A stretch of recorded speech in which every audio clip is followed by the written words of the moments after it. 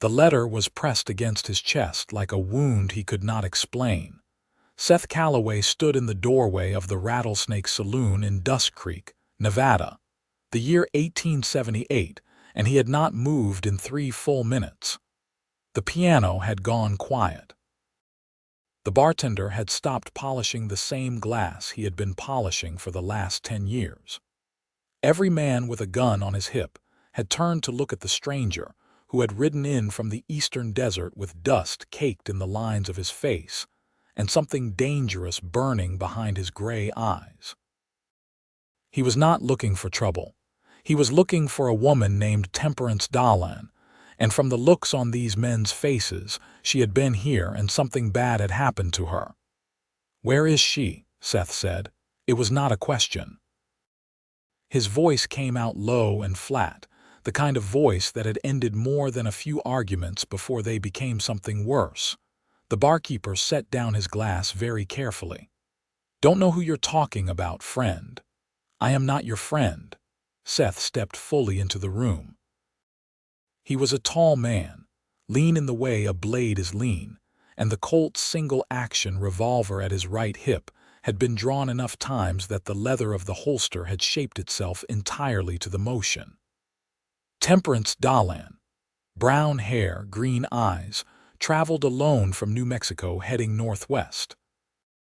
She would have come through here maybe 6 days ago, maybe 7. She had a wagon and a mule named Porter. The silence in the saloon was the kind that told him everything. Someone near the back made the mistake of scraping his chair against the floorboards, and Seth's hand moved to his hip before the sound had fully finished. He did not draw, but the intent was clear enough to freeze every man in the room. "I rode 400 miles, Seth said quietly. "I slept 2 nights on the ground in the Nevada desert. I have not eaten a real meal in longer than I care to count. I found a letter written by that woman inside a Bible that was left on the side of a road in New Mexico, and I have been riding since the morning I read it. So I am going to ask one more time, and I would appreciate a genuine answer. Where is Temperance Dolan?" He had not known her then. He had not known anything about her except what she had written in those pages. But he had read that letter 4 times before he even mounted his horse, and then he had read it twice more by firelight on the first night of riding.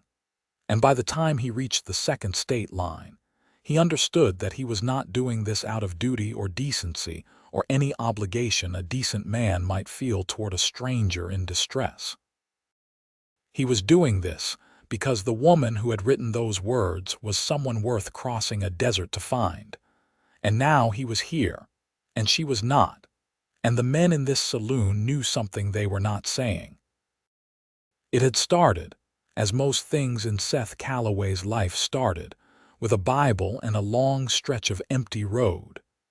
He had been riding south from Utah, coming off a job that had paid him enough to keep himself in ammunition and whiskey for the next 3 months if he was careful, which he was not. 14 days of tracking a stolen cattle herd across some of the driest land in the West. And when it was done, he had been paid in cash and pointed toward the door with the particular efficiency of men who needed someone dangerous but did not want to think about it afterward. He had grown used to that, the way they hired him and then looked away. He was good at what he did, and what he did was not comfortable to look at directly. He had no fixed home. He had not had one since his mother died when he was 19. And the farm in Missouri that she had kept alive through sheer stubborn had been swallowed by debt inside of a year after her passing. He had gone west because west was where men went when they had nothing behind them and only wanted to keep moving. He had drifted through a dozen states, done a dozen different kinds of work, and at 31 years old he was reasonably certain that the word home referred to a concept rather than a location. The Bible was sitting on the side of the road near a dry creek bed in northern New Mexico, laid flat open in the dust, with its pages turned up to the October sun. It had been there long enough to collect a fine coat of grit on the exposed pages, but not long enough to be fully bleached by the light, which meant it had been dropped recently, maybe a day or two at most. Seth's horse, a dark roan gelding he called December, had shied slightly at the sight of it, which was the only reason Seth had stopped. He almost left it. He got down, picked it up, shook the dust from the pages, and was in the process of setting it on a nearby rock where it might be more visible to whoever had lost it, when the folded papers fell out from between the back pages and landed in the road. He picked them up. He unfolded them. He meant to look only long enough to find a name so he could perhaps mail the book to its owner, if there was a postmaster within a reasonable distance. But the first line stopped him cold. I am writing this because I do not know if I will have the courage to say it any other way, and I have learned that some things must be said before they are lost entirely. He stood in the road and read the whole letter. Both pages of it, front and back, written in a hand that was precise and careful in some places and then rushed and urgent in others, as if the writer had known she was running out of time or running out of nerve, and had pushed through anyway. Her name was Temperance Dolan. She was 26 years old. She had been a school teacher in Cimarron, New Mexico, for 3 years, and she was leaving that position because the man who ran the school board had made it clear that her continued employment depended on something she was not willing to give him, and she had told him so in terms that had made her continued residence in Cimarron equally impossible. She was heading to her cousin's homestead in Northern California, near a town called Redding, and she was making the journey alone because she had no one to make it with her. She had sold almost everything she owned to fund the trip. She had kept her books, her winter coat, her grandmother's silver hairbrush, and her mule, Porter, who was old but dependable. The letter was written to no one in particular, or perhaps to everyone, in the way that letters written under pressure often are. It was partly a record of the journey and partly something more intimate than that. She wrote about her fears with remarkable honesty. She wrote about the beauty of the desert in a way that made Seth look up at the same desert around him and see it differently for a moment. She wrote about loneliness with a clarity that hit him somewhere behind his ribs and did not quickly move on. I think the hardest part of being alone is not the practical difficulty. She had written near the bottom of the second page. It is the absence of someone who would notice the things you notice. I have seen sunsets out here that felt like they required a witness, and I am the only one present, which makes me feel both grateful and unbearably sad at the same time. I do not think that is an unusual feeling. I think many people feel it. I simply have never before been in a situation where the feeling had nowhere to go. Seth read that paragraph 3 times standing in the New Mexico dust, with December shifting impatiently behind him. He found the name of the cousin in the letter, a woman named Agnes Hartwell in Redding, California. He found enough details about the route Temperance had been taking, the towns she had planned to pass through, to give himself a rough line to follow. He did not let himself think too hard about what he was doing or why. He folded the letter back into the Bible, tucked the Bible into his saddlebag next to his ammunition, turned December around, and started riding northwest. He told himself he would make sure she had arrived safely. He told himself it was simply the decent thing to do for a woman traveling alone in dangerous country.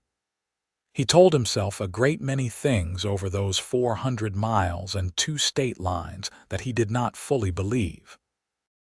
The truth was simpler and more frightening. He had read that letter and felt, for the first time in a very long time, that there was a specific place he was supposed to be, and that place was wherever Temperance Dolan was. He had made good time from New Mexico into Nevada, stopping only when December needed rest or water, pushing through the early October cold of the desert nights with his coat, collar turned up, and the letter going over and over in his head.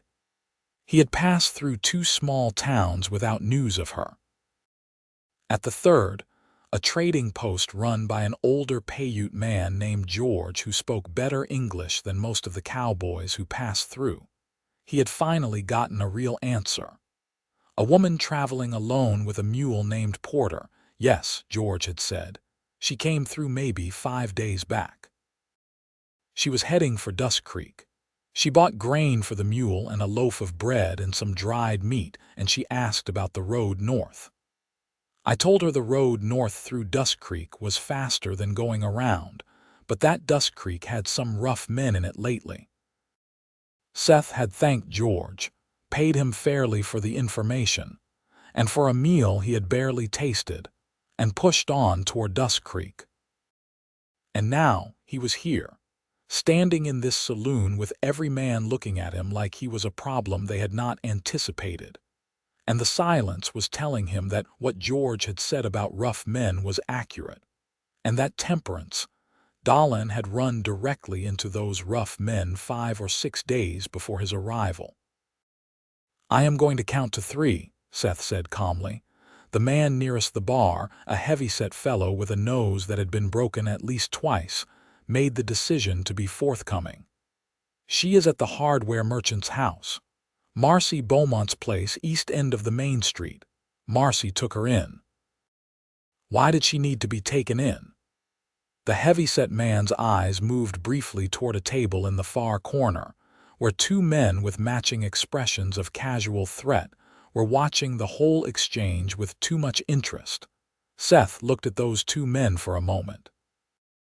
He cataloged them the way he had learned to catalog things, the guns at their hips, the way they were sitting, the particular quality of their stillness. Then he looked back at the heavy-set man. "Thank you," Seth said. He backed out of the saloon carefully, keeping his eyes on the room until the doors had swung shut behind him. He found the hardware merchant's house exactly where the man had said it was, a modest white structure at the east end of the main street with a small kitchen garden on the side that was nearly finished for the season. A light was burning in the front window. He tied December to the hitching post and walked to the front door and knocked. The woman who opened it was perhaps 50, with a capable face and sharp eyes that assessed him very quickly and did not fully relax. "We are not receiving visitors at this hour," she said. "My name is Seth Calloway. I am looking for a woman named Temperance Dolan. I have reason to believe she needs help." The woman, who could only be Marcy Beaumont, studied him for a long moment in the lamplight. "What kind of reason?" she asked. He reached into his coat and produced the Bible. "I found this on the road in New Mexico. Her letter was inside." Marcy Beaumont looked at the Bible for a moment that felt very long. Then she stepped aside and let him in. The front room was small and clean, with a fire going in a stone fireplace and the warm smell of wood smoke and something that had recently been baked. There was a wool blanket on the settee near the fire, folded neatly, and a pair of worn women's boots by the door that were not Marcy's, and Seth found himself looking at those boots and feeling something complicated move through him. "She is in the back room," Marcy said. "She is not injured." But she had a bad fright. Those Garrett men cornered her on the road 2 nights after she arrived in town, wanted to take her wagon and everything in it.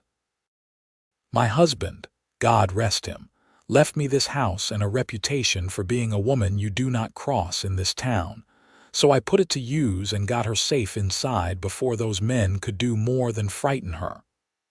"What about her mule?" "Porter is in my small barn behind the house, eating better than most people in Dust Creek." Marcy looked at Seth with those sharp eyes. "Why did you ride 2 states to bring her a Bible?" "I rode 2 states to make sure she was safe," Seth said. "That is not really an answer to what I asked." He did not have a better answer at the moment. He looked at the door that presumably led to the back room. "Let me go tell her first," Marcy said. "She has been frightened enough. A stranger arriving at night unannounced is not a thing she needs right now." He waited by the fire. He heard the quiet sound of a door opening, and then low voices, and then a long pause that stretched his nerves considerably, and then the sound of footsteps. She appeared in the doorway of the back room, and he understood, immediately and without any of the gradual buildup that such things were supposed to require, that the 400 miles and the desert nights and the hunger and the cold had all been exactly worth it.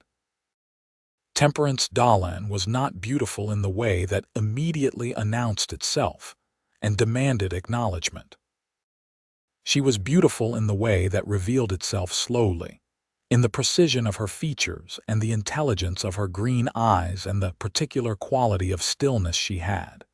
The stillness of a person who was paying careful attention to everything around her.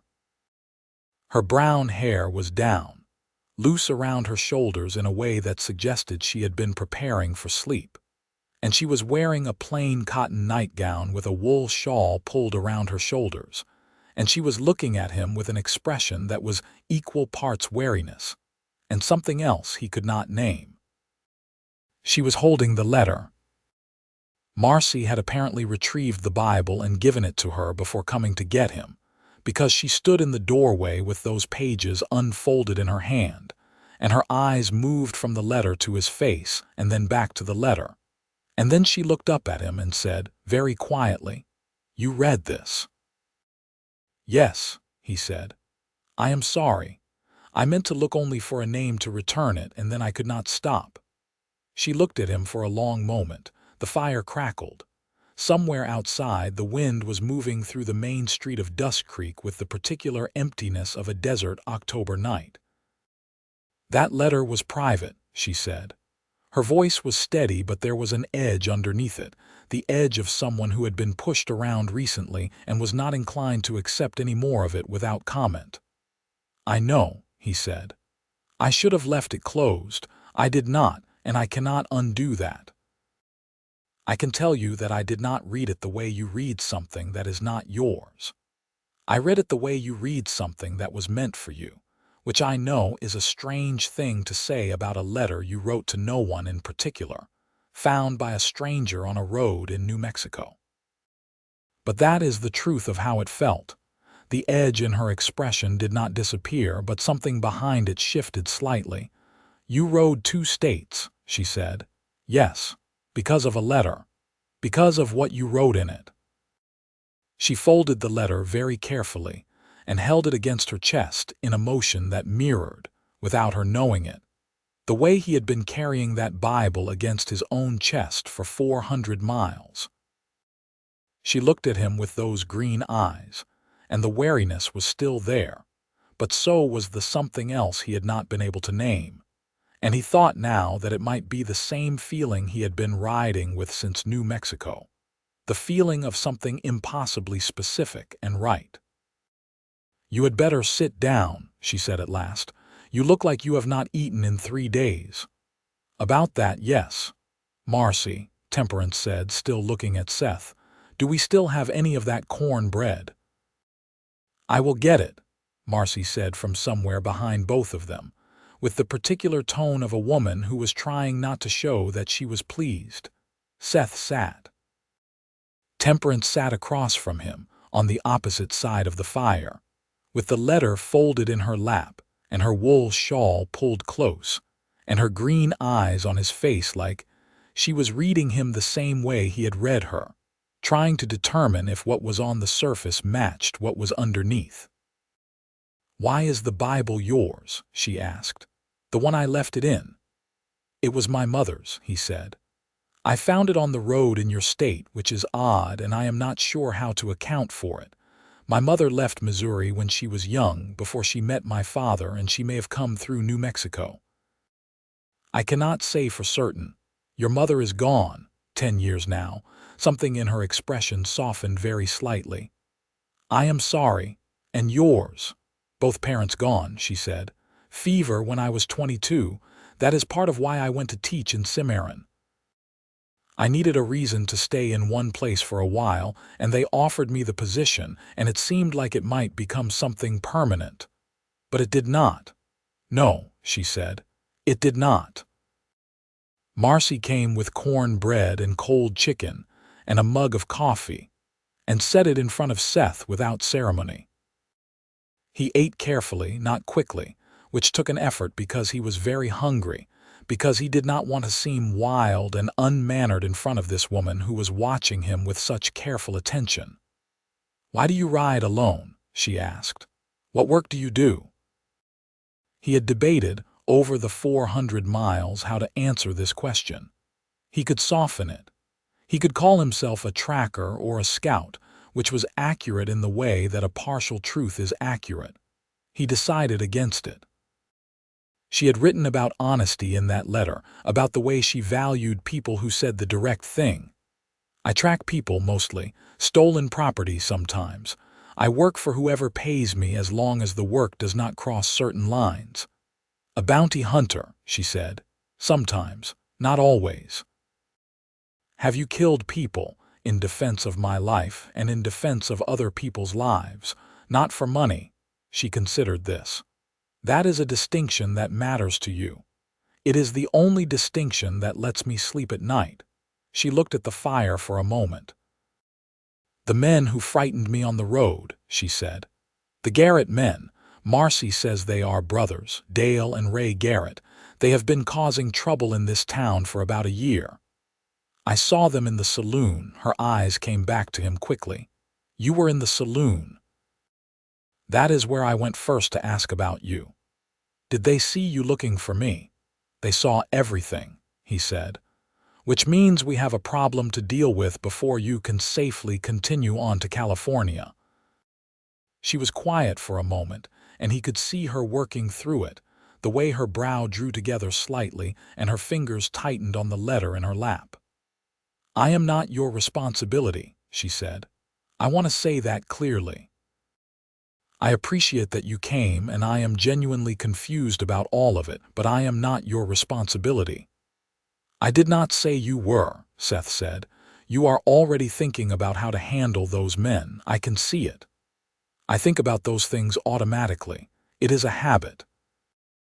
"A habit," she said, and there was something almost like a near smile in her voice, though she did not let it fully arrive.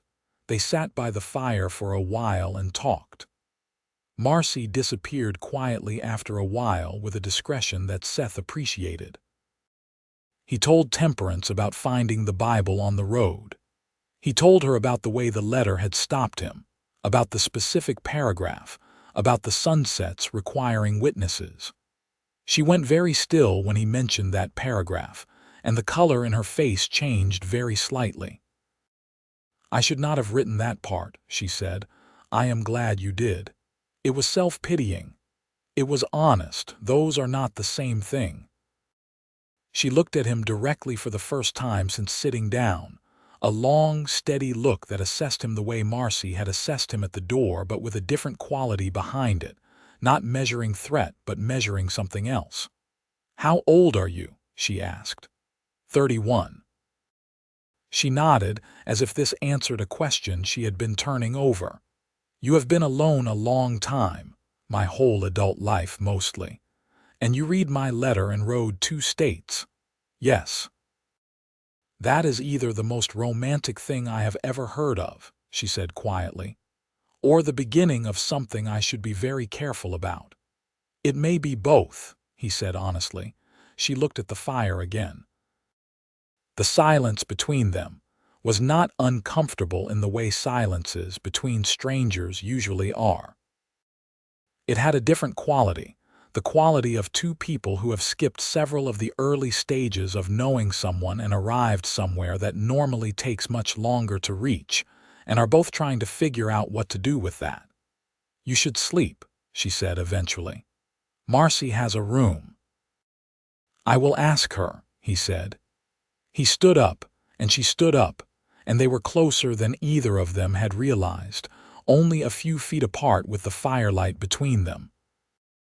She looked up at him because he was considerably taller and he looked down at her, and for a moment neither of them said anything at all. "Thank you," she said, "for coming, whatever the reason was." "Get some sleep," he said. "We will figure out the rest in the morning." He did not sleep much. He lay in the small room Marcy had given him, which smelled of cedar and old wood, and he stared at the ceiling and listened to the quiet of the house, and thought about Temperance Dolan on the other side of the wall, and thought about those two men in the saloon, and ran calculations in his head that were both practical and otherwise. In the morning, he found Temperance already in the kitchen with Marcy, standing at the wood stove in the early light with a cup of coffee in both hands and her hair pinned up neatly, wearing a dress the color of pine needles that did particular things for her green eyes. She looked rested, which surprised him, and she looked at him when he came in with an expression that was less guarded than it had been the night before. "Coffee," she said, and handed him a cup without ceremony. He took it. Their fingers touched briefly on the handle of the cup. Neither of them commented on it. Marcy made breakfast while Seth went out and checked on December and Porter. The mule was exactly as described, old and dependable looking, with an expression of weary tolerance that Seth found immediately endearing. He brought water and hay and spoke quietly to both animals, and when he came back inside, he found Temperance standing at the kitchen window watching him with an expression she had not quite managed to compose before he came through the door. Over breakfast, the three of them discussed the Garrett brothers with the kind of frank practicality that women in small western towns had developed out of long necessity. Marcy knew their history. Dale was 35, Ray was 33, and they had been working a small ranch 3 miles south of Dusk Creek for the past 2 years, but spending more time in town lately, ever since their cattle had done poorly through a drought the previous summer. They had taken to supplementing their income in ways that the sheriff, a man named Obadiah Fitch who was either corrupt or deeply cowardly depending on who you asked, was not inclined to address. "He will not help her," Marcy said bluntly. "I have been to him twice. He says there is no evidence of wrongdoing." "There is a woman sitting at your kitchen table who was cornered on the road by those men," Seth said. "She is not from here," Marcy said. "That is how Fitch thinks about it. If you are passing through, you are not his concern." Seth ate his breakfast and thought about this. Temperance was watching him over her coffee with an expression he was beginning to recognize as the look she wore when she was thinking hard about something. "I want to leave," Temperance said. "I want to continue north to California. I have been stuck here 6 days already, and I am not willing to wait indefinitely for those men to decide they have lost interest in my wagon." "They have not lost interest," Marcy said. "I know," Temperance said, "but I cannot stay here forever. My cousin Agnes is expecting me before the first heavy snow, and I have already pushed my timing." She looked at Seth. "Would you ride with me, as far north as you are willing to go, and then I can manage the rest?" There was a practical way to frame this, and he used it. "I was heading northwest anyway. I can travel with you to the California border at least. Beyond that, we will see." "You are not heading northwest," Temperance said quietly. "You are heading south from Utah. I know because the road where you found the Bible runs south, not northwest." He looked at her. She held his gaze without blinking. "You rode all the way back," she said. "You turned around and came all the way back." "Yes," he said. The kitchen was very quiet. Marcy was suddenly very interested in her breakfast. "All right," Temperance said, and her voice was soft in a way it had not been yet. "Yes, will you ride with me to California?" "Yes," he said. "I will." They left Dusk Creek the following morning at first light, before the saloon had opened, and before the Garrett brothers would have reason to be on the main street. Marcy had packed them provisions with a thoroughness that suggested she had been preparing for this for days. Dried beans and salt pork and hardtack, and 2 good-sized pieces of oilcloth for rain shelter. She stood at the door of her house in the thin October dawn and hugged Temperance with real warmth, and looked at Seth over Temperance's shoulder with an expression that said, very clearly, "Do not disappoint this woman." He intended to comply. They moved north out of Dusk Creek at a pace suited to Porter, who was not fast but was steady, and by the time the sun was fully up, they had 3 miles between themselves and the town. The desert morning was cold and brilliantly clear, the kind of October day that the West did better than anywhere else Seth had been. The sky an extraordinary clean blue that went all the way down to the horizon in every direction. Temperance rode in her wagon with December tied at the back, because Seth had chosen to walk the first section of the road beside her rather than ride ahead, wanting to stay close. After a while she looked down at him from the wagon bench and said, "You do not have to walk." "I know," he said. "You could ride December. December and Porter need to get acquainted first. Mules can be territorial in the mornings." She considered this for a moment, with the particular skepticism of someone who knows when they are being managed. That is almost certainly not true about Porter. It might be. "Get up here," she said, and moved to one side of the bench to make room. He climbed up. The bench was not large and they sat close together, and for the first hour neither of them spoke much, but it was not uncomfortable. The road ahead of them was empty and long, and the desert morning light was doing extraordinary things to the color of the land around them. "What is in California for you?" she asked eventually. "Nothing in particular," he said. "I have never been."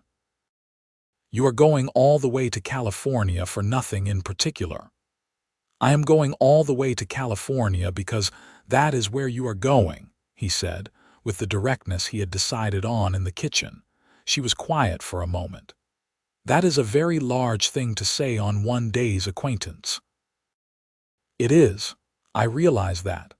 I am not sure what to do with it." "You do not have to do anything with it right now," he said. "I am not asking you for anything. I am just telling you the truth because you seem like someone who prefers it." She looked at the road ahead, at the long pale line of it running north through the sage and the red rock. "I do prefer it," she said. "It is not always comfortable, but yes, I do." They made 12 miles that day before stopping at a spring Seth had marked on his map, a good reliable source that the trading post keeper George had told him about. They made camp with a reasonable efficiency that surprised them both, discovering that they worked around each other without collision or confusion, handing things back and forth without needing to narrate it, falling into a rhythm of shared task that felt like something they had practiced. Seth built the fire and Temperance cooked over it, a simple meal of salt pork and beans and hardtack that she made considerably better than he would have managed. They ate in the firelight with December and Porter both picketed nearby, and the desert around them was very dark and very large and full of the small sounds that large empty places make when they settle into night. "Why did you become a teacher?" he asked. "Because I love books," she said, without hesitation.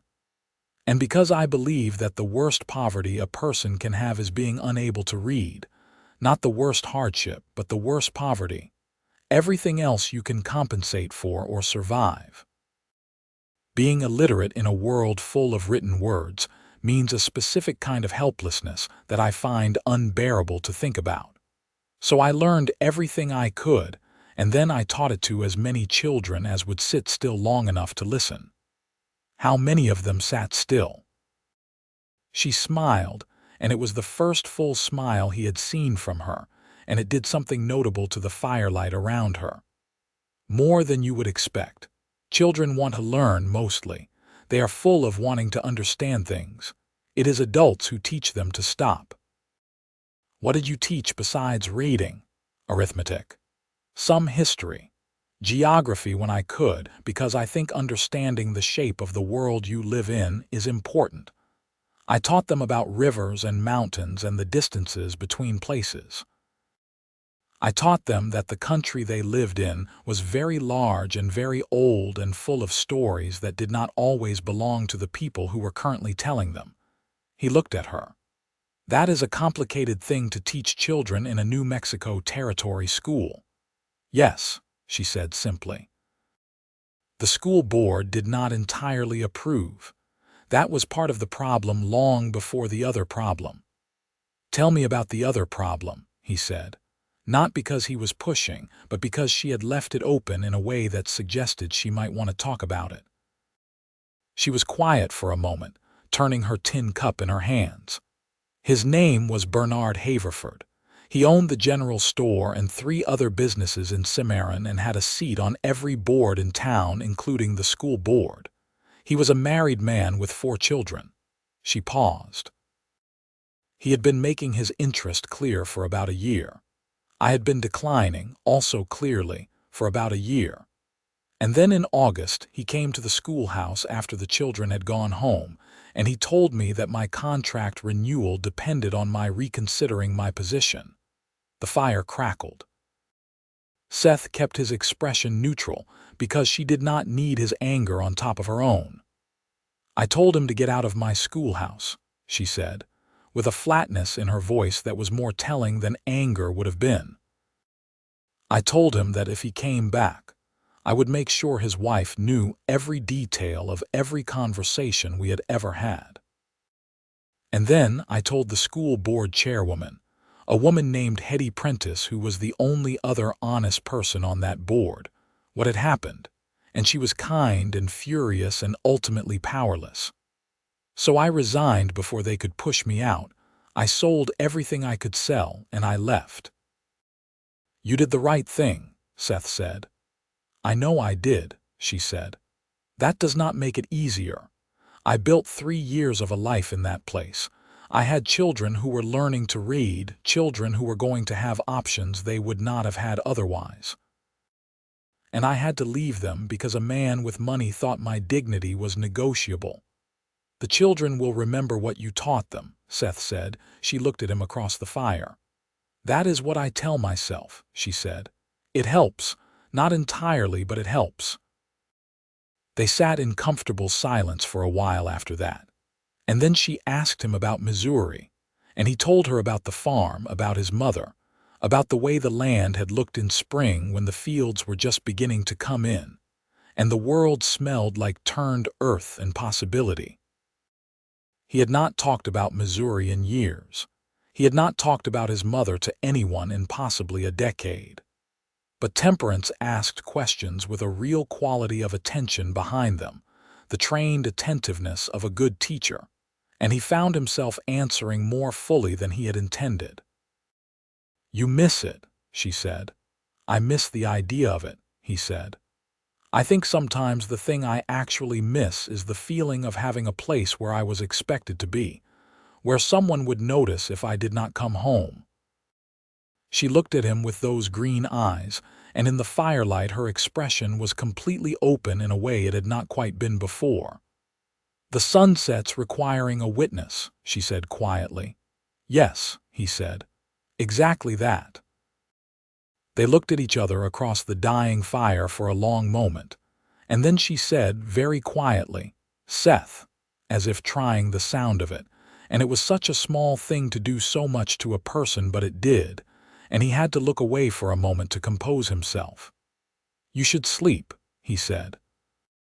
I will take first watch. You do not have to watch all night. I will wake you at midnight, he said. 2 hours each, and then we move at dawn.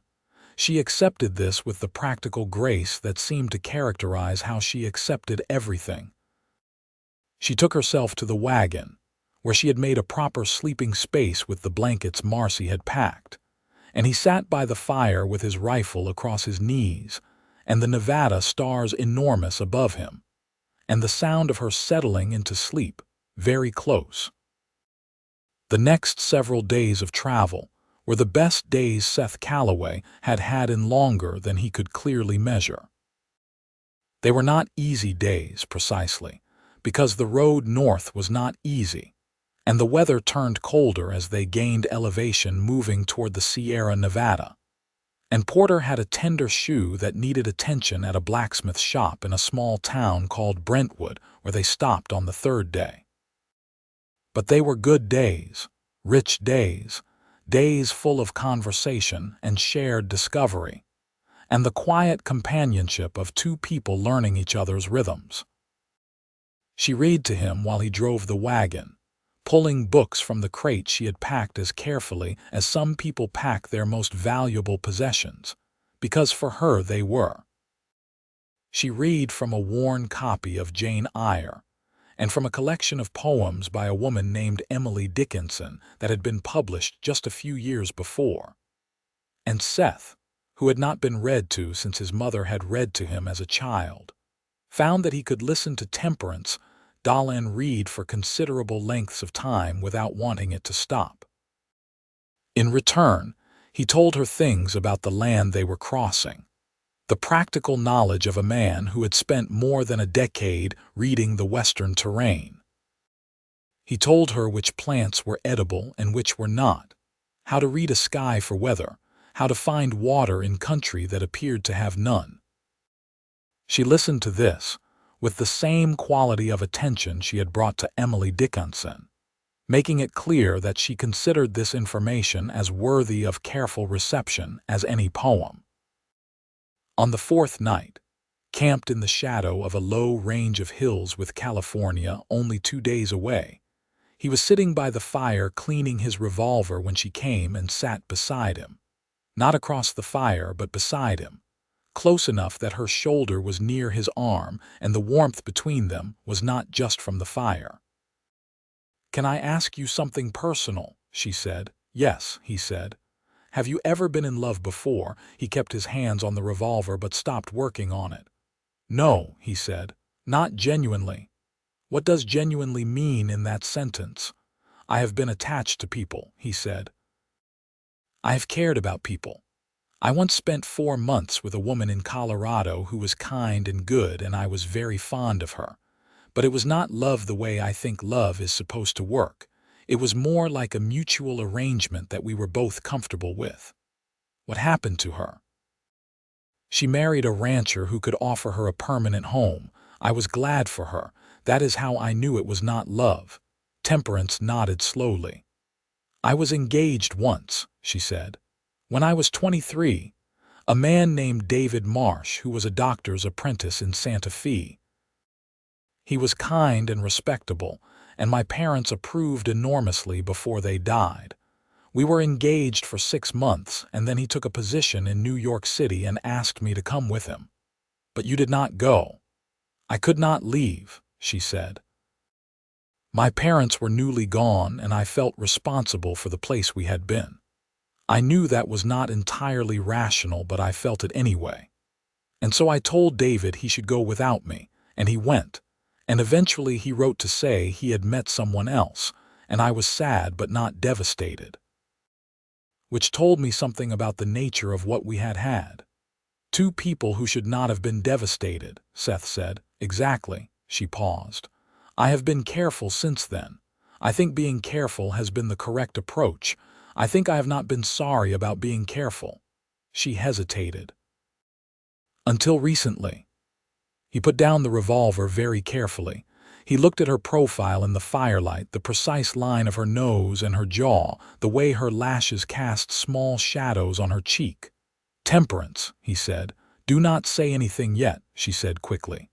"I just wanted to say that. I wanted to say it plainly because I believe in saying plain things. And now I have said it." "All right," he said. "All right," she repeated.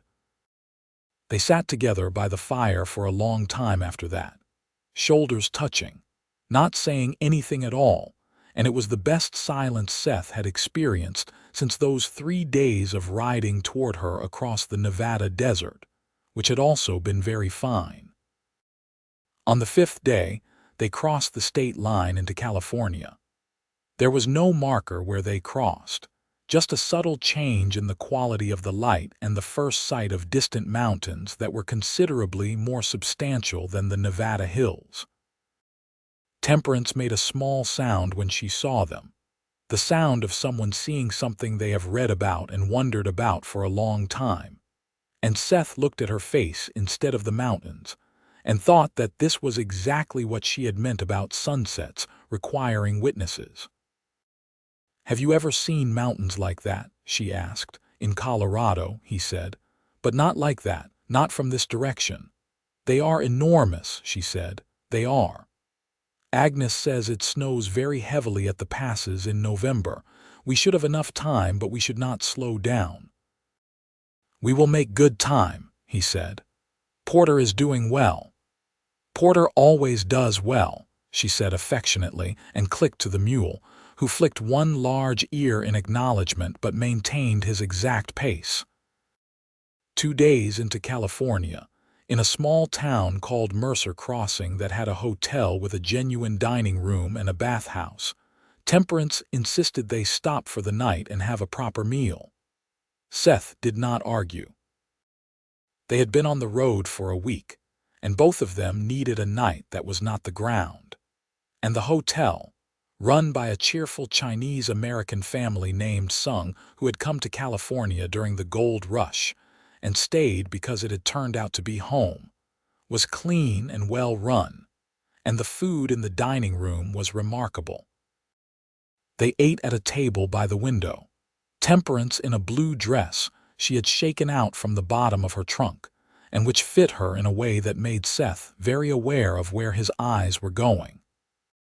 She had her hair done properly, and she looked, across the table from him in the warm light of the dining room, completely and heartbreakingly lovely. "You are staring," she said without looking up from her soup. "Yes," he said, and did not stop. She looked up. The color in her face deepened slightly. "Seth Calloway," she said.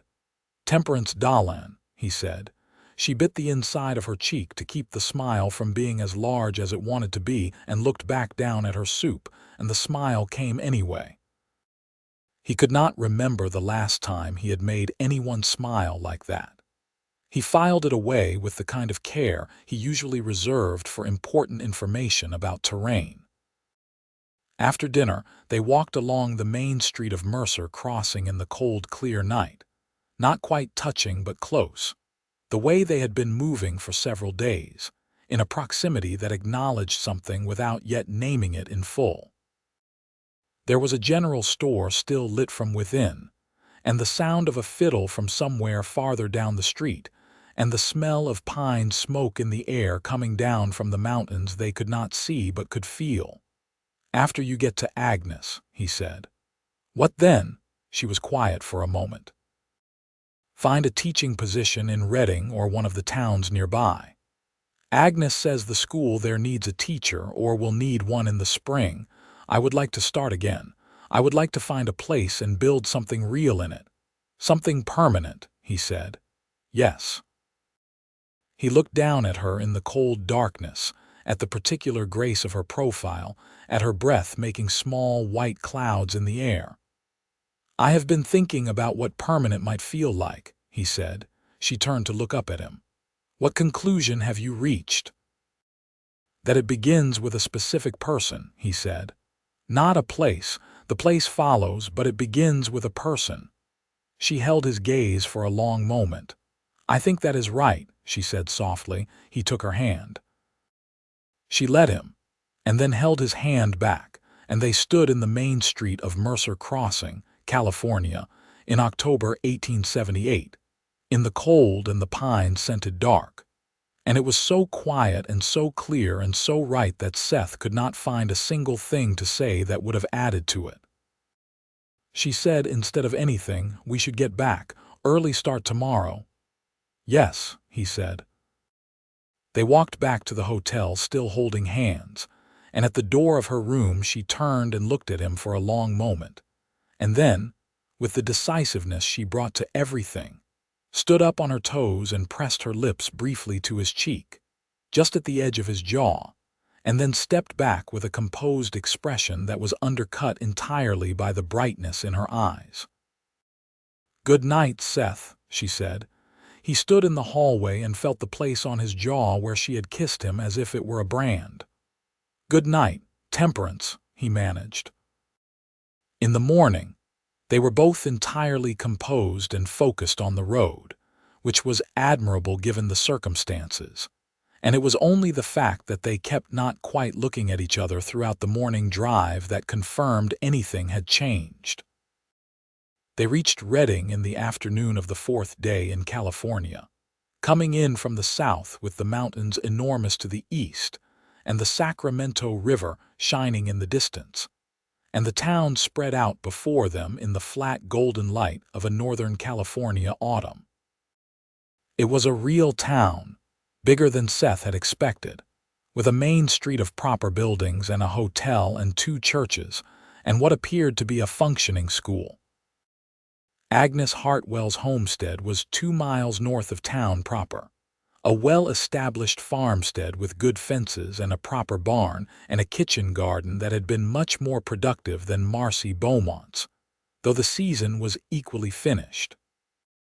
Agnes herself came out of the house when she heard the wagon, a woman of perhaps 35 with Temperance's green eyes in a rounder face, and she covered the distance between herself and the wagon at a speed that suggested considerable relief. "You are late," Agnes said, pulling Temperance down from the wagon and hugging her fiercely. "I have been counting days for 2 weeks. What happened?" "There was a delay in Nevada," Temperance said into her cousin's shoulder. "I will explain everything.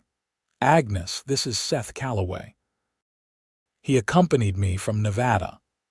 Agnes released Temperance and turned to assess Seth with those familiar green eyes. Her assessment was more openly curious than Temperance's had been and considerably less guarded. "You accompanied her," she repeated. "From Dusk Creek," Seth said. "There was a situation with some men that warranted company on the road." "From the look of both of you," Agnes said, "it was a considerable amount of company." She said this with a satisfaction that suggested she had been hoping Temperance would arrive with something other than just the mule. "Get down and come inside. I have been cooking since yesterday." Agnes's husband, a quiet, steady man named George Hartwell, who had nothing in common with the Paiute trader of the same name except for basic human decency, appeared from the barn and took charge of December and Porter with the easy competence of a man who understood animals. Seth shook his hand and thanked him, and got the feeling of a man who was both reliable and perceptive, because George Hartwell looked at Seth, and then at Temperance, and then gave Seth a small nod that communicated something in the compact language of men who spend most of their time working rather than talking. Inside the house, which was warm and smelled of roasting meat and bread baking and the particular homey density of a well-lived space, Agnes fed them both with an enthusiasm that bordered on force, and asked Temperance a dozen questions in the space of 30 minutes, and listened to the condensed account of Dusk Creek and the Garrett brothers and Marcy Beaumont, and the road to California with an expression that moved steadily from anxiety to relief to fury to relief again. She also looked at Seth frequently, with a quality of calculation that reminded him strongly of Marcy Beaumont, and he had the distinct feeling of being assessed for a purpose considerably more significant than general hospitality. After dinner, Agnes sent Temperance to the room that had been prepared for her with the brisk authority of a woman who had been waiting to deploy it for weeks. And then she and Seth sat at the kitchen table with coffee, while George quietly took himself to the sitting room with a book. "Tell me about yourself," Agnes said. He told her the relevant portions. She listened with her elbows on the table and her chin in her hands, which gave her the look of a woman conducting a formal inquiry in an informal position. "You plan to stay in Redding?" she asked when he had finished. "I have not made definite plans," he said carefully, "but you are not planning to leave immediately?" "No," he said. I am not. Agnes nodded. There is work here for a man of your particular skills if you are interested. The ranch north of town has been dealing with cattle theft for about a year, and they are at their limit of patience with the sheriff, who is better than Dusk Creek's sheriff, but not by a significant margin. It would not be the same as what you have been doing, but it would be steady and it would be in one place. Did Temperance ask you to tell me this? Temperance does not know I am telling you this, Agnes said. Temperance would be embarrassed that I am telling you this. But I have known Temperance her whole life, and I have never in all of those years heard her describe another person the way she described you to me just now upstairs. Seth looked at his coffee. She told me she was confused, Agnes said, which is Temperance's way of saying she is entirely clear about something and finding it alarming. She told me you rode 2 states. She told me you found her letter in your mother's Bible, which she says she finds either significant or strange or both. She told me you were honest about yourself in a way that most men are not, and that you made her laugh on the road from Nevada, and that you held her hand in a street in Mercer Crossing. Agnes paused. She told me that last part as if she was still deciding what it meant, which tells me she already knows what it means. Seth sat with all of this for a moment. Outside, the California night was settling in around the warm lights of the farmhouse, and somewhere out in the dark Porter was presumably eating and being content about it. She is extraordinary, he said quietly. Yes, Agnes said simply. She is. Do not waste the opportunity to tell her that directly. He took that advice to bed with him in the small room off the kitchen that Agnes had prepared. And in the morning, he was the first up, and he made the coffee. And when Temperance came downstairs and found him in the kitchen, she stopped in the doorway with her hair still loose, and her wool shawl pulled around her, and looked at him with an expression of such unguarded warmth that it reorganized something in his chest. You made coffee, she said. Figured out the stove, he confirmed. She took a cup and sat across from him, and they looked at each other in the early morning quiet of Agnes's kitchen. And it was so easy and so obvious that he wondered how he had managed to spend 31 years without it. I want to stay, he said. In Reading or near it, your cousin mentioned some work that might suit me. Her hands tightened slightly on her cup. You do not have to stay on my account. I know I do not have to, he said. I want to. Those are different things. She looked at him for a long time. The careful green-eyed look that he had come to understand was her way of making sure she was reading something correctly before she committed to believing it. Is this because of the letter? She said.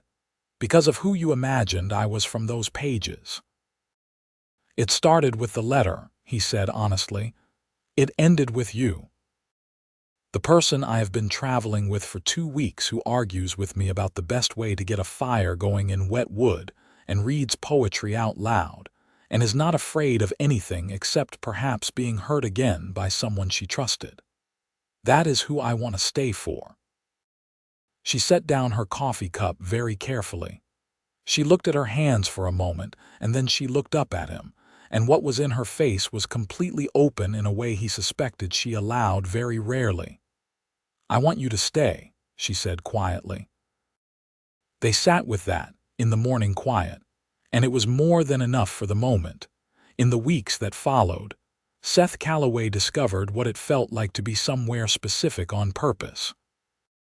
He took the position Agnes had mentioned, working for the Whitmore Cattle Ranch north of Reading as a combination of tracker and security, which was not glamorous work, but was honest and paid a fair wage, and allowed him to sleep in the same place most nights.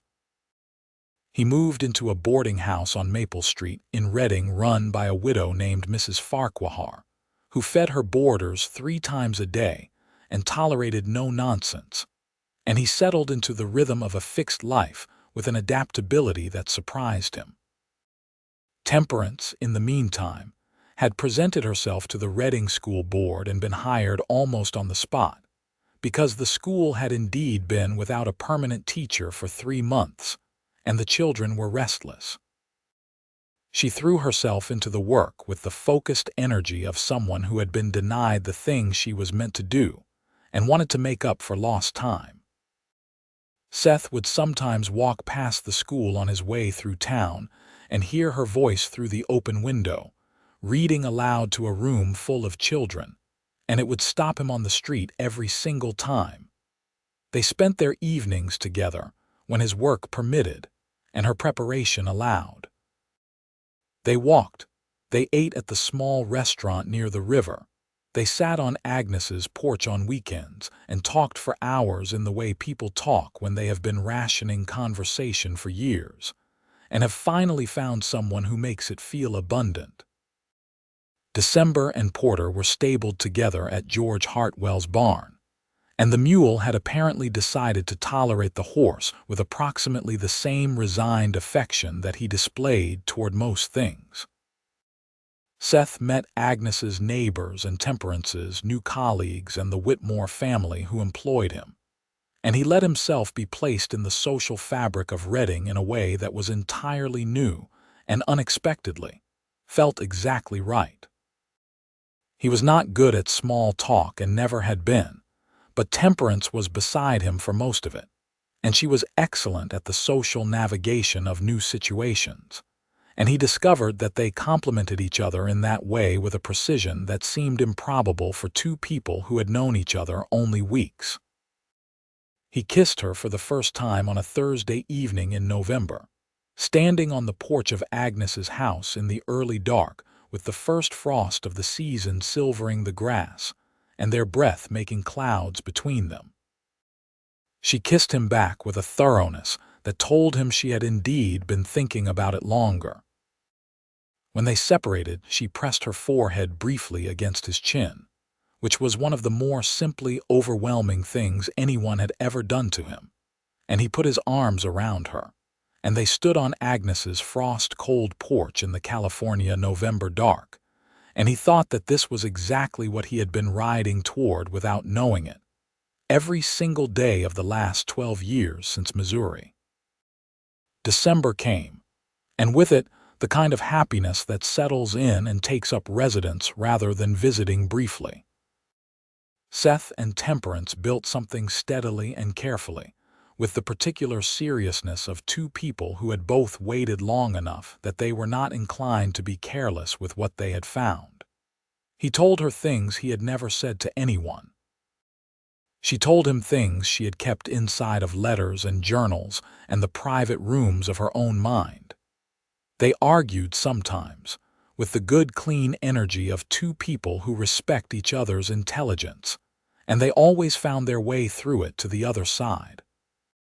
On a cold January evening, 3 months after arriving in Reading, Seth knocked on the door of Agnes and George Hartwell's house and asked George, whom he had by this time come to consider a genuinely good friend, for a few minutes of private conversation.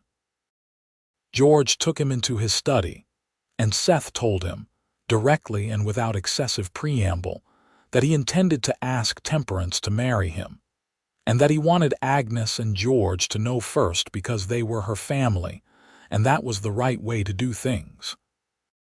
George looked at Seth for a moment, and then he smiled and held out his hand and said, "I was wondering how long you were going to take."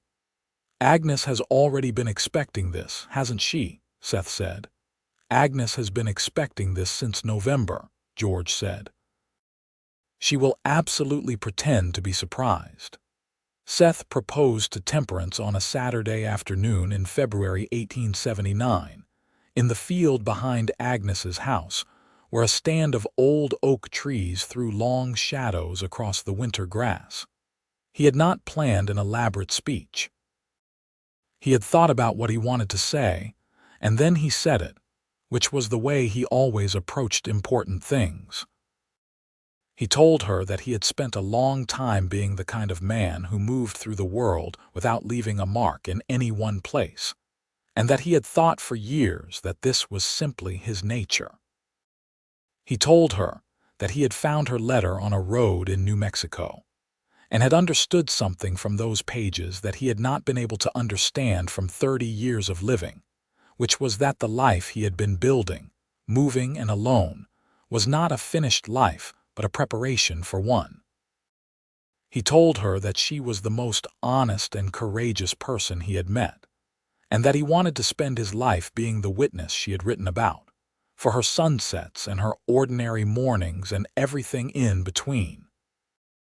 Temperance stood in the winter light under the oak trees and listened to all of it with her full attention, the way she always gave her full attention to things that mattered. Her eyes were very bright by the end of it. "Yes," she said, before he had quite finished the formal question. "I have not actually asked yet," he said. "Seth," she said. "Temperance Dolan, will you marry me?" I said yes, she said, and covered the 2 feet between them and kissed him with a conviction that made the oak trees, if they were paying attention, witnesses to something worth noticing. They were married in April 1879 in the church on the corner of Main Street in Reading, in a ceremony that Agnes organized with great thoroughness and Temperance participated in with great joy, and Seth navigated with the combination of solemnity and barely contained happiness that people who are not accustomed to being happy tend to display when they finally arrive at it. George was Seth's best man. Agnes cried with an enthusiasm that she had apparently been saving up for precisely this occasion. Temperance wore a dress the color of cream with a collar of fine lace that had belonged to her grandmother, the same grandmother whose silver hairbrush she still owned. And she carried California wildflowers because the season was right for them, and because she was not a woman who required things to be more complicated than they needed to be. Seth wore his best coat and had his boots properly polished for the first time in what Mrs. Farquhar had informed him was an embarrassingly long interval. He looked at Temperance standing across from him in the light coming through the church windows, and she looked back at him, and everything that had happened from the New Mexico road to this specific moment felt like it had followed the most logical and inevitable line between 2 points, which is to say the line of a heart that had finally found its direction. They found a house east of Reading on a property that had good pasture and a sound structure that wanted some repair, which Seth addressed over the following months with the focused patience of a man building something he intends to keep. Temperance planted a kitchen garden in the spring that was so productive by summer that Agnes started arriving on Saturday mornings with baskets to take things home. December and Porter were stabled in the small barn behind the house, and the mule's expression of resigned tolerance had mellowed into something that might, charitably, have been called contentment. The school board renewed Temperance's contract in the spring, with an enthusiasm that suggested the previous 3 months of enrollment numbers had been notably better than the 3 years before her arrival. She was building what she had always intended to build, a proper place in a community, a room full of children learning to read and think and understand the shape of the world they lived in. She was also, Seth noticed, teaching some of the older girls mathematics at a level that the school board had not specifically approved, which he did not mention to the school board, and which Temperance was entirely unapologetic about when he brought it up at home. "They will need it," she said simply. "I know," he said. "I am not arguing." "Good," she said. In the summer of 1879, a letter arrived from Marcy Beaumont in Dusk Creek, Nevada, addressed to Temperance and forwarded from Agnes's house. Marcy wrote to say that the Garrett brothers had finally overstepped themselves significantly enough that even Sheriff Fitch could not avoid acting, when they had made the mistake of threatening a man who turned out to be the nephew of the county commissioner. They were in the Dusk Creek jail awaiting trial, and the town, Marcy wrote, was considerably quieter and more pleasant as a result. She also said that she was glad to know Temperance had arrived safely in California, and that she hoped she had found everything she was looking for at the end of the road. Temperance read this letter at the kitchen table, and then handed it to Seth with a smile that had a fullness to it he recognized as contentment, which was still new enough on her face that it moved him every time. "Tell her that you have," he said. Temperance wrote back to Marcy that afternoon and said precisely that, and more. In the autumn of 1879, Temperance told Seth quietly over dinner one evening that she thought she might be with child. He sat very still for a moment after she said it, and then he set down his fork and looked at her with an expression that she would later describe to Agnes as the face of a man who has just understood something enormous and is trying to contain it, and failing completely. "Are you certain?" He managed. "Not entirely yet," she said. "But I believe so, yes." He got up from the table, which alarmed her briefly, and then he came around to her side and knelt beside her chair and took her hands in both of his, which alarmed her less and moved her considerably. He looked up at her, this man who had ridden 400 miles on the strength of a letter, who had come through the desert and the Nevada cold and 2 state lines to find her, who had become her husband and her home and her very particular kind of happiness. And his gray eyes were bright in the lamplight. "You know you will have to stop reading to the school children quite so late in the evenings," he said. She blinked. "That is what you have to say about this." "Temperance," he said. "I am so happy that I do not have the words for it, which is a first, because I have generally found words for things. I am asking about the evening reading because I need to say something practical immediately, or I will make an embarrassing spectacle of myself."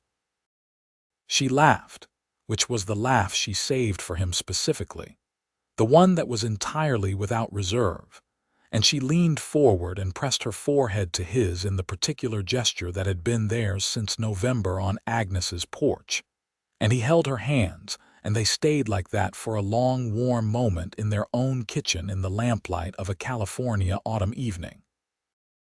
Their son was born in June 1880, healthy and loud, with a great deal of dark hair and an expression of general indignation at the world that Seth found both alarming and deeply familiar.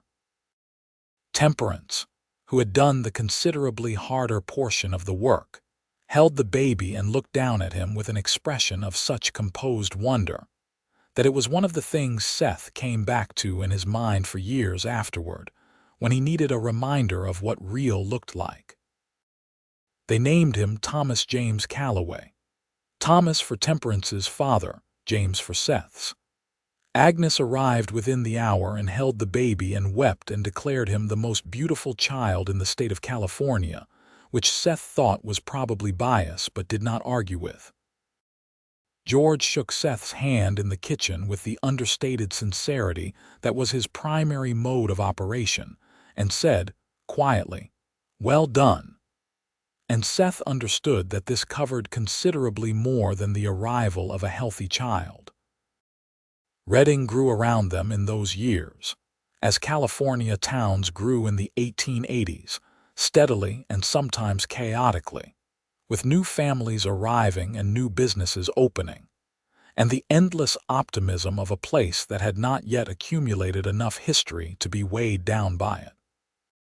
Seth's work at the Whitmore Ranch had by 1881 expanded into a more formal role, managing the security of 3 properties in the county, which provided a steady income and did not require him to be a moving target.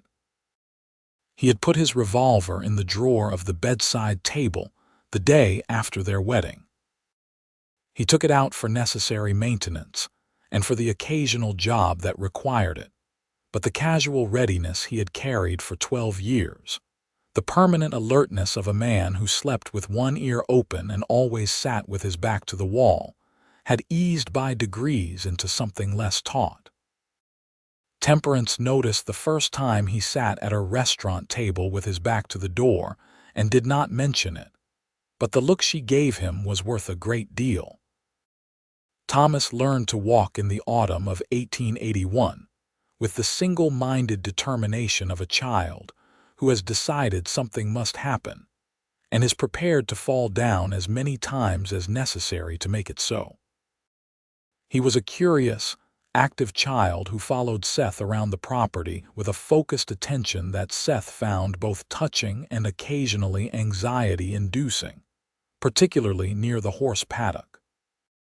He had his mother's green eyes and his father's stubborn chin, and Agnes referred to this combination as both adorable and predictive of significant future challenges.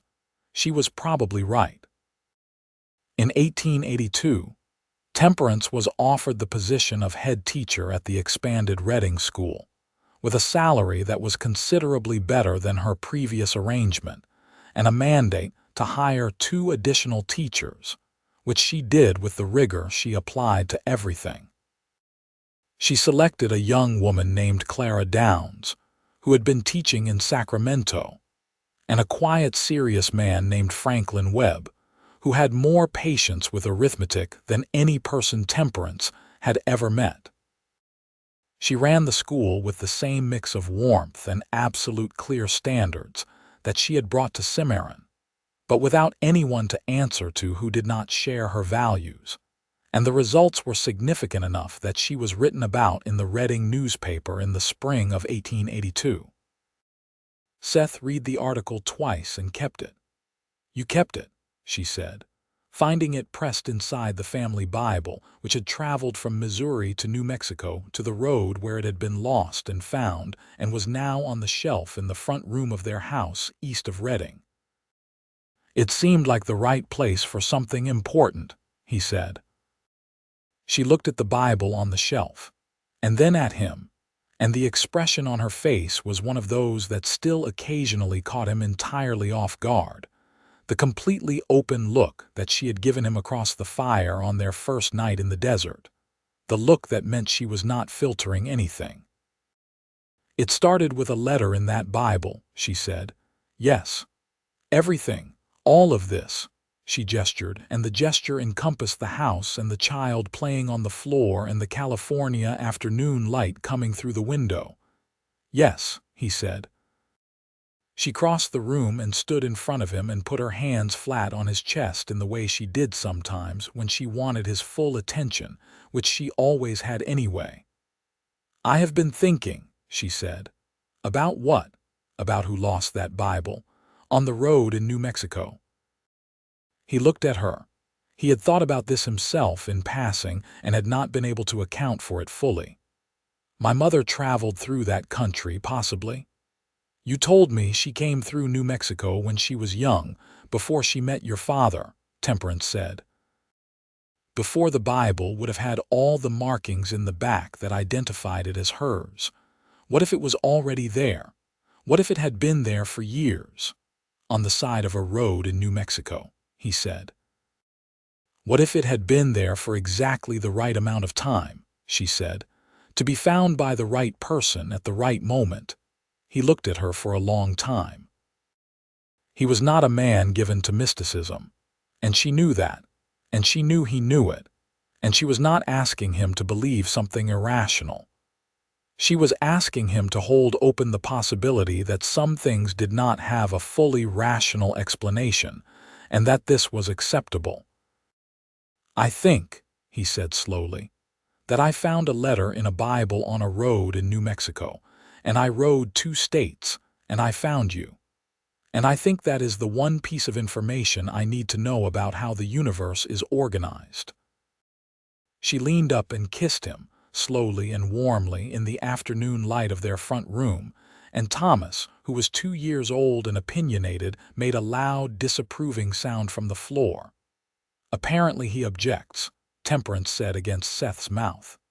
"He will grow out of it," Seth said. Their daughter was born in 1884, in the spring when the California hills were green, and the kitchen garden Temperance had been tending for 4 years was preparing to come back for another season. They named her Ruth, after no one in particular, except that it was a name they both liked and that felt, in some way they could not entirely articulate, suited to the person who arrived with it.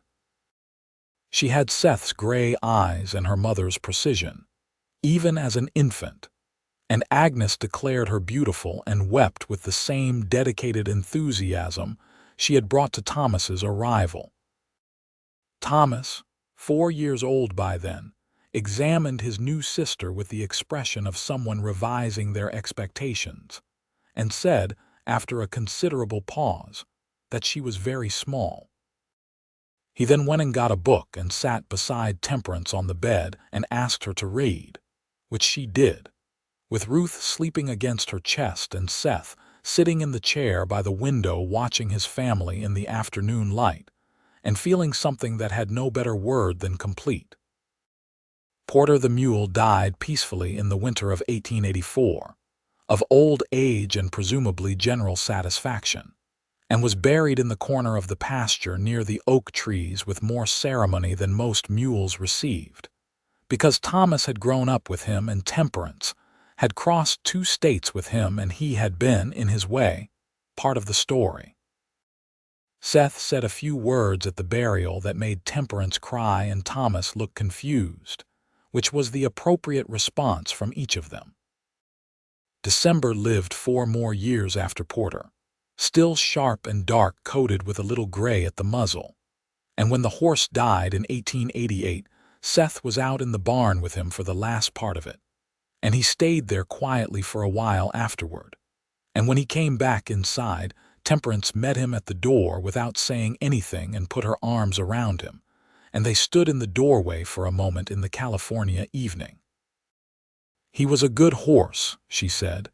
"He was the best horse I ever had," Seth said. "He never shied at anything except that Bible on the road in New Mexico." She pulled back and looked at him. "He shied at the Bible. That is why I stopped." She stared at him. "You never told me that." "It did not come up, Seth. Your horse shied at the Bible on the road, which is why you picked it up, which is how you found my letter, which is how you found me." He looked at her very seriously. "I believe what you said about the universe being organized in certain ways might require some revision upward." She laughed, the full, unguarded laugh, and he had been hearing that laugh for 10 years, and it still landed in his chest the way it had the first time, clean and warm and precisely placed. The years went on, as years do, with work and growth and the gradual thickening of a life into something that had real density and weight. Redding became a proper city in the 1880s, with a railroad connection that made everything faster and more complicated and considerably louder. And the school Temperance ran became one of the better-regarded institutions in Northern California, known in particular for the breadth of its curriculum and the quality of its students' outcomes. She was approached twice about positions in Sacramento, and she considered them both seriously, and both times concluded that what she had built in Redding was worth more than what she would gain elsewhere. Seth continued his work in property security and investigation, which had by the late 1880s expanded far enough that he had taken on 2 assistants and was operating something that functioned almost like a small agency, which was a development he had not anticipated, and that he managed with the same methodical attention to getting things right that he had always brought to everything. He was known in the county as reliable and fair, and he had not needed to sit with his back to a wall in a public establishment for years.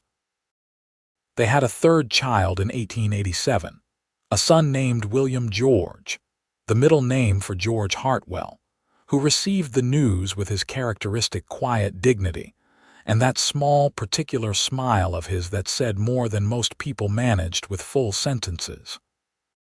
William was a different child from the other 2, gentler and more inward, with a quality of deep attentiveness to the world around him that reminded Seth strongly of Temperance and reminded Temperance, when she said so, of something Seth did not recognize in himself, but which Agnes confirmed was entirely accurate. He grew up reading everything in the house, and then everything in the school library, and by the time he was 10 he had read more books than most adults Temperance knew. Thomas, by contrast, wanted to be outside at all times and had an enthusiasm for the physical world, for horses and rivers and mountains, that Seth understood in his bones. Ruth fell somewhere between them, practical and curious and affectionate, the one who would notice when someone was sad and quietly do something about it, which Temperance said was a gift more valuable than any of the louder ones. In the summer of 1889, 11 years after Seth Calloway had found a Bible on a road in New Mexico and ridden 2 states to find its owner, he and Temperance sat on the porch of their house east of Redding in the long California evening light and watched their 3 children in the yard. Thomas was 17 by then and was already talking about working cattle. Ruth was 5 and was in the yard showing William, who was 2, something interesting in the grass with the focused attention of a teacher's daughter. The mountains were clear to the east, and the Sacramento Valley was golden in the late summer light, and the air smelled of the garden and the late roses Temperance had planted along the fence the previous spring. She had her head against his shoulder, which was where it had been for 11 years whenever they sat outside in the evenings, and he had his arm around her, and it was a completely unremarkable moment in a life that had been full of remarkable moments, and it was perfect. "I have been thinking about the letter again," she said. "You think about it often," he said. "Do you mind?" "No, what about it this time?" She was quiet for a moment. "I have been thinking about who I was when I wrote it. About the person sitting in that wagon in New Mexico writing about sunsets and loneliness and not having anyone who would notice what she noticed." She paused. "She seems very far away." "She was not so different," he said. "She said in that letter that she was not afraid, just clear-eyed about the difficulty of things. You are still that." "But not alone," she said. "No," he said, "not alone." She tilted her head to look up at him, and he looked down at her, and 11 years had put some silver at his temples and some small lines at the corners of her eyes, and had not changed anything that mattered between them. "I left that letter in the Bible by accident," she said. "I put it in there for safekeeping while I drove, and I must have forgotten it when I stopped at that spring. I know. Which means everything, all of this, was an accident, or the universe is organized in certain ways," he said. "We went over this with December." She smiled, the full smile. "Your dead horse is your evidence for the existence of Providence." "He shied at a Bible on a road in New Mexico," Seth said. "I find that highly significant." She laughed and pressed her face briefly against his shoulder, and then looked out at the yard where their children were moving through the long light of the California evening.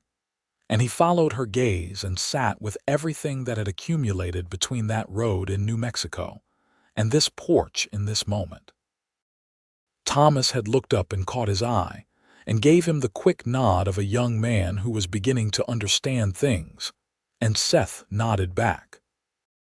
Ruth had coaxed William up from the grass and was walking him carefully toward the porch steps, holding his hand with the steady patience she seemed to have been born with.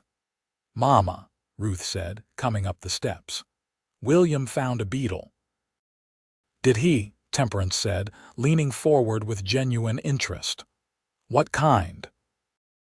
"A shiny one," William confirmed, opening his hand to show her, and Temperance examined the beetle with exactly the same quality of attention she gave to everything important, and praised it appropriately, and William looked satisfied, and Ruth looked pleased with herself.